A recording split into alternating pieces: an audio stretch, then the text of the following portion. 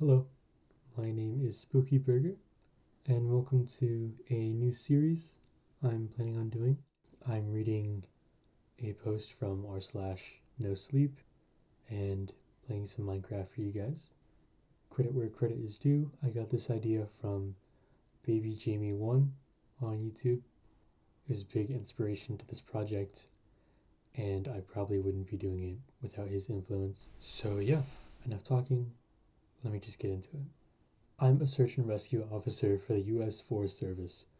I have some stories to tell. Here's the first one. I have a pretty good track record for finding missing people. Most of the time, they just wander off the path or slip down a small cliff and they can't find their way back. The majority of them have heard the old stay where you are thing and they don't wander far, but I've had two cases where that didn't happen. Both bother me a lot, and I use them as motivation to search even harder on the missing persons cases I get called on. The first was a little boy who was out berry picking with his parents. He and his sister were together, and both of them went missing around the same time. Their parents lost sight of them for a few seconds, and in that time, both the kids apparently wandered off. When their parents couldn't find them, they called us, and we came out to search the area. We found the daughter pretty quickly, and we asked where her brother was. She told us that he'd been taken away by the Bear Man. What a name. She said that he gave her berries and told her to stay quiet, and that he wanted to play with her brother for a while. The last she saw of her brother, he was riding on the shoulders of the Bear Man, and seemed calm. Of course, our first thought was abduction, but we never found a trace of another human being in that area. The little girl was also insistent that he wasn't a normal man, but he was tall and covered in hair, quote, like a bear, and that he had, quote, a weird face.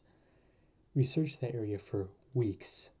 It was one of the longest calls I've ever been on, but we never found a single trace of that kid. The other was a young woman who was out hiking with her mom and grandpa.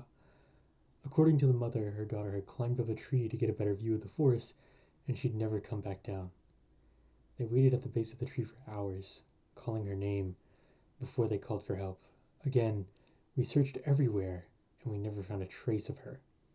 I have no idea where she could possibly have gone, because neither her mother or grandpa ever saw her come down. Alright, that was the first story. That is crazy. Yeah, we're off to a good start, for sure. That really gave me goosebumps. I always have a fear of humanoid things that aren't quite human. It's that hardwired thing in our brain to just fear that kind of stuff. Alright, yeah. I'd probably give that a 4 out of 10. 4 out of 10. Yeah. Alright. On to the next one. This one's short. A few times I've been out on my own searching with a canine, and they've tried to lead me straight up cliffs, not hills or even rock faces, straight, sheer cliffs with no possible handholds. It's always baffling, and in those cases we usually find the person on the other side of the cliff, or miles away from where the canine has led us. I'm sure there's an explanation, but it's sort of strange. That's a short one, but a good one. I always like when paranormal stuff incorporates animals, because I think that animals are very much smarter than us in ways that we can't understand, and that really just hits that little niche for me. I'd probably rate that one a 3.5 maybe. Okay, here's the next one. I teamed up with another SAR officer because we'd received reports of bears in the area. We were looking for a guy who hadn't come home from a climbing trip when he was supposed to, and we ended up having to do some serious climbing to get where we figured he'd be. We found him trapped in a small crevice with a broken leg. It was not pleasant. He'd been there almost 2 days, and his leg was obviously infected. We were able to get him into a chopper, and I heard from one of the EMTs that this guy was absolutely inconsolable. He kept talking about how he'd been doing fine, and when he got to the top, a man had been there.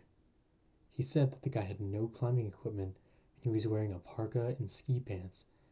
He walked up to the guy, and then the guy turned around. He said he had no face. It was just blank. He freaked out and ended up trying to get off the mountain too fast, which is why he'd fallen. He said he could hear the guy all night climbing down the mountain and letting out these horrible muffled screams. The story bothered the hell out of me, and I'm glad I wasn't there to hear it. Wow, that one gave me goosebumps.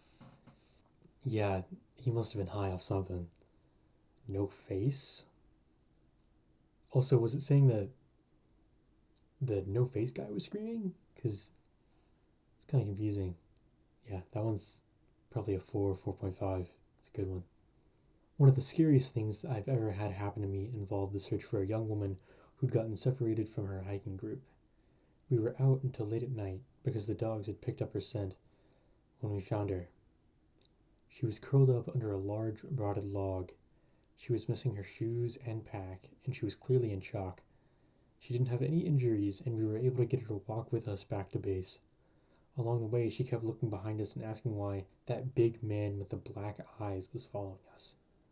We couldn't see anyone, so we wrote it off as some weird symptom of shock. But the closer we got to the base, the more agitated this woman got. She kept asking me to tell him to stop making faces at her, and at one point, she stopped and turned around and started yelling into the forest, saying that she wanted him to leave her alone. She wasn't going to go with him, she said, and she wouldn't give us to him. We finally got her to keep moving, but we started hearing these weird noises coming from all around us. It was almost like coughing, but more rhythmic and deeper. It was almost insect-like. I don't really know how else to describe it, but when we were within sight of base, the woman turns to me, and her eyes are about as wide as I can imagine a human could open them. She touches my shoulder, and she says, "He says to tell you to speed up. He doesn't like looking at that scar on your neck." I have a very small scar on the base of my neck. It's mostly hidden under my collar, and I have no idea how this woman saw it. Right after she says it, I hear that weird coughing right in my ear, and I just about jumped out of my skin. I hustled her to base, trying not to show how freaked out I was, but I have to say I was really happy when we left the area that night. Holy, that one was really good. I had to stop multiple times during that just to calm myself. I'd give that a 5 out of 5. Okay, here's the last one. This is the last one I'll tell, and it's probably the weirdest story I have. Now, I don't know if this is true in every SAR unit, but in mine it's sort of an unspoken, regular thing we run into. You can try asking about it with any other SAR officers, but even if they know what you're talking about, they probably won't say anything about it. We've been told not to talk about it by our supervisors, and at this point we've all gotten so used to it that it doesn't even seem weird anymore. On just about every case where we're really far into the wilderness, I'm talking 30 or 40 miles, at some point we'll find a staircase in the middle of the woods. It's almost like if you took the stairs in your house, cut them out, and put them in the forest. I asked about it the first time I saw some, and the other officer just told me not to worry about it, that it was normal. Everyone I asked said the same thing. I wanted to go check them out, but I was told very emphatically that I should never go near any of them, so I just sort of ignore them now. This one I feel is a little lackluster. I mean, it leaves a lot to the imagination, but I feel like that's also where it falls short.